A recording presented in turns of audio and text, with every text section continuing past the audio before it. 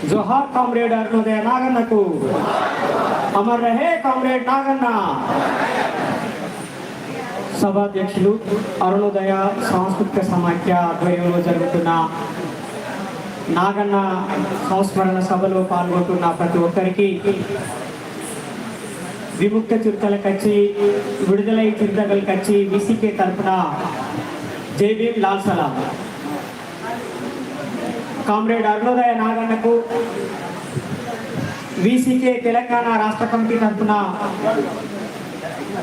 జోహార్లు అర్పిస్తున్నాను।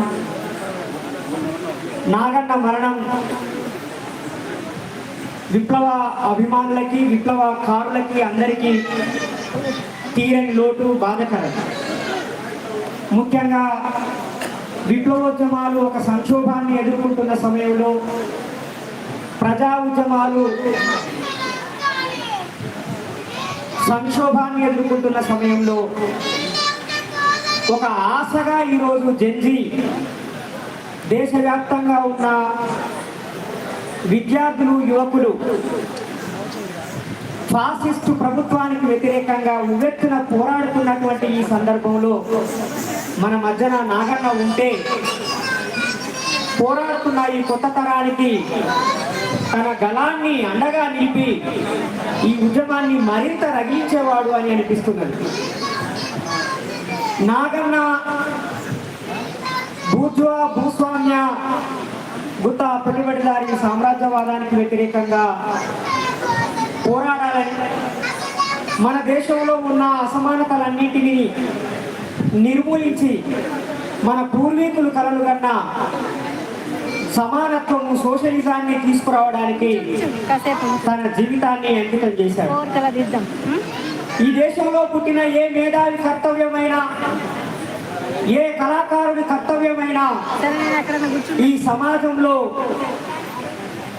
నెలకొని ఉన్న అసమానతల్ని తొలగించడానికి ఒక జాతిని మరొక జాతి ఒక మనిషిని మరొక మనిషి ఒక వర్గాన్ని మరొక వర్గం దోచుకునే ఒక వ్యవస్థని రద్దు చేసి దోపిడీ పీడనలు లేని సమానమైన సమాజాన్ని నిర్మించడం కోసమే పనిచేయడమే వాళ్ళ అంతిమ లక్ష్యము ఆశయంగా ఉండాలి।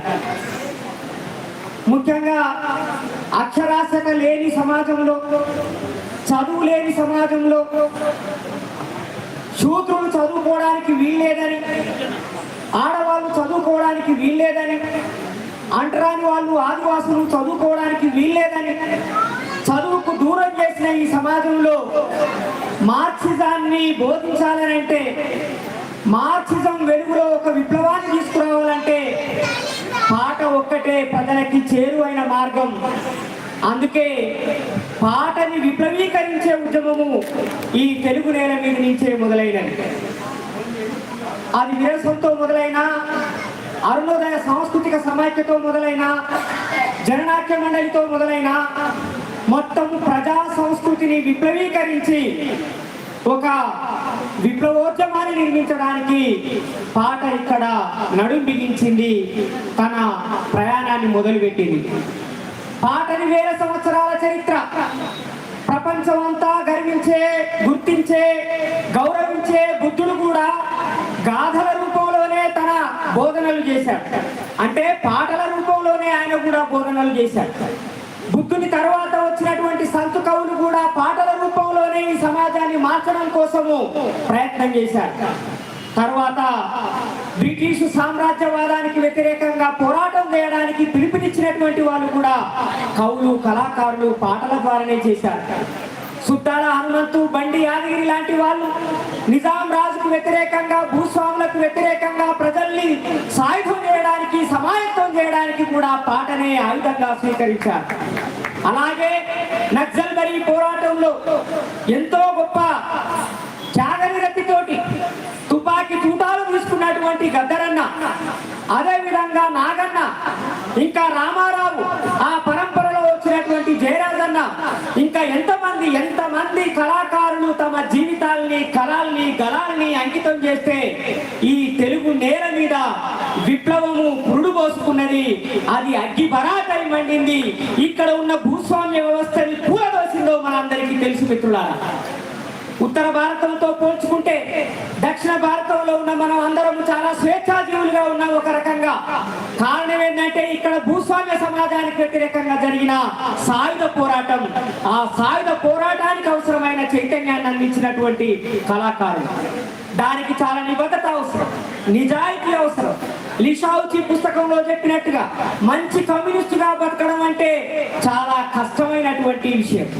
అలాంటి ఒక కష్టభరితమైన జీవితాన్ని చాలా ఇష్టంగా స్వీకరించినటువంటి కామ్రేడ్ నాగన్న. ఆ నాగన్న పాటలు విని పెరిగినటువంటి వాళ్ళం. ఎల్లన్న ఎల్లన్న ఎల్లన్న ఎల్లన్న ఎల్లన్న మాయన్న ఎల్లన్న పాటలు విని, ఆ ఆల్బమ్ లో నాగన్న గాత్రం విని పరవశించిపోయినటువంటి వ్యక్తిని నేను. నాగన్న పాటలు, నాగన్న జీవితము, నాగన్న ఆచరణ అనితర సాధ్యమైనది. కవులు కళాకారులు అధికార వాసనకే లొంగిపోతున్నప్పుడు, కవులు కళాకారులు డబ్బు కోసము లొంగిపోతున్నప్పుడు కేవలం పార్టీ చెప్పిన లైన్ కోసమే నిలబడి పార్టీ కోసమే పనిచేసినటువంటి ఒక విప్లవకారుడు కామ్రేడు నాగన్న. నాగన్నది చాలా అద్భుతమైన జీవితం, ఆదర్శప్రాయమైన జీవితం.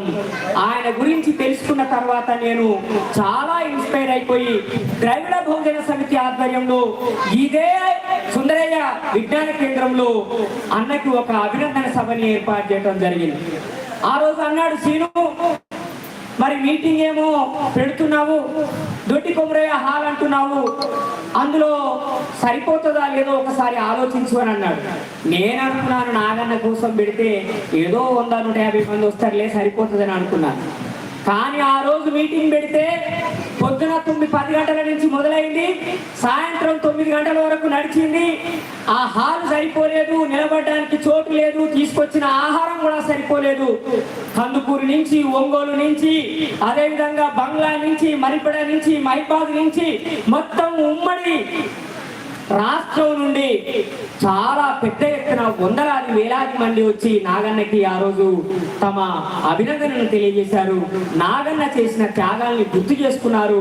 నాగన్న ఆ రోజు చాలా అద్భుతంగా మాట్లాడాడు, తన ఆవేదనని, తన ఆలోచనల్ని కూడా పంచుకున్నాడు. అలా నాగన్నతోటి నాకు అనుబంధం మొదలైంది. ద్రవిడ బహుజన సమితి తోటి మాకు పరిచయం అయింది. ఆ తర్వాత వీసీకేలోకి మేము మెర్జ్ అయిన తర్వాత కూడా నాగన్నతోటి కాంటాక్ట్ లోనే ఉన్నాము. నాగన్న మరణంకు మేము చాలా దుఃఖపడ్డాము.